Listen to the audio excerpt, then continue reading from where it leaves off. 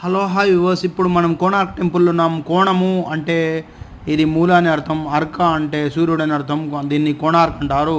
ఇది యునెస్కో ప్రపంచ వారసత్వ స్థలంగా, యునెస్కో వరల్డ్ హెరిటేజ్ సైట్గా గుర్తించబడింది. అయితే కోణార్క్ దేవాలయము భారతదేశంలో అత్యంత ప్రాచీనమైన విశిష్టమైన దేవాలయాలు ఒకటి. ఇది ఒడిశా రాష్ట్రంలోని పూరి సమీపంలో ఇది ఉంది. ఈ దేవాలయం సూర్యభగవానికి అంకితంగా నిర్మించబడింది. కోణార్క్ సూర్య దేవాలయ విషయానికి వచ్చేసరికి 13వ శతాబ్దంలో గంగా వంశాధిపతి నరసింహదేవ వన్ ద్వారా నిర్మించబడింది. దేవాలయం రూపం ఒక వీధి పయనిస్తున్నట్టు రథం వలె ఉంటుంది. రథానికి 12 అద్భుతమైన చక్రాలు ఉంటాయి, 7 గుర్రాలు ఉంటాయి. ఇవి సూర్యుడు రథానికి సూచిస్తాయి. మరియు ఈ రథం మేము చూస్తే సూర్యుడు ఆకాశంలో పయనిస్తున్నట్టు అనిపించింది.